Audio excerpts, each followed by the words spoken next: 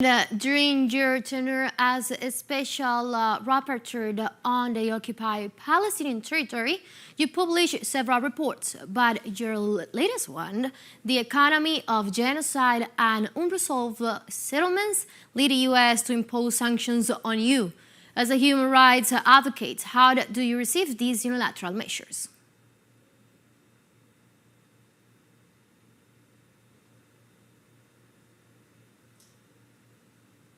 First of all, let me explain why this report hit a nerve.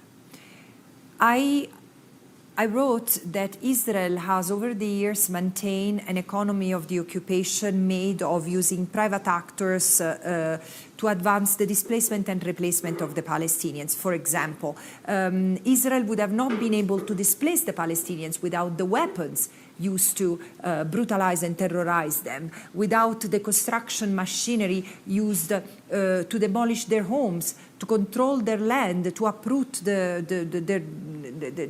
orchards, for example, the olive trees, and then to build infrastructure of segregations from wall checkpoints and the surveillance techniques that have been, and devices that have been used against the Palestinians. And also, the replacement pillar is made of private sector complicity, because, for example, imagine the construction of settlements and the settlement infrastructure. It requires companies and providing services and helping build this infrastructure, but also things of the goods and services. This has needed businesses, companies, both to produce and to circulate these goods, the goods produced in the occupied Palestinian territory.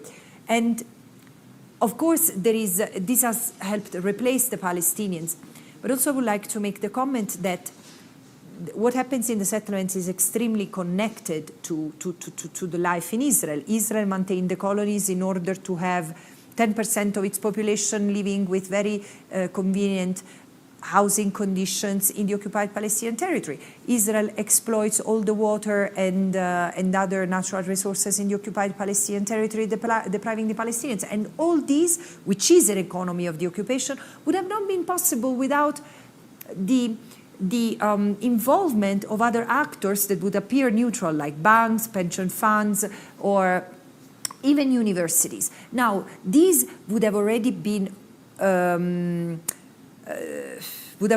exposed the companies to violations of international law and possibly liability, because they operate within, an occupation that is deemed unlawful because it violates the right of self-determination of the Palestinians and translates into the imposition of apartheid and racial segregation.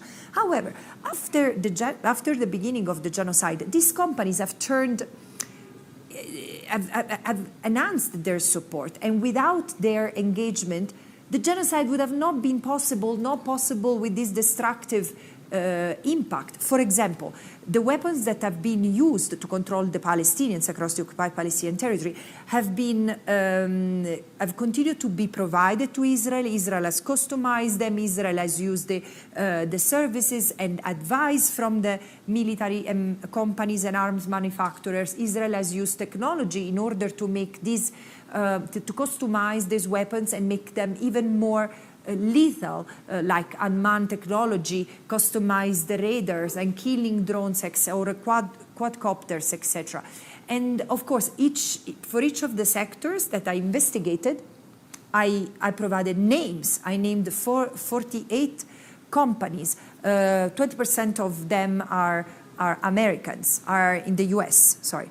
And then, of course, I've made the recommendations. So the position of the United States since mid-May, so after I had put on notice the companies, has been that I've engaged in anti-Semitic activities, because how do I dare to allude to the fact that Israel or anything related to Israel can be profitable, or someone can exploit the crimes committed against the Palestinians.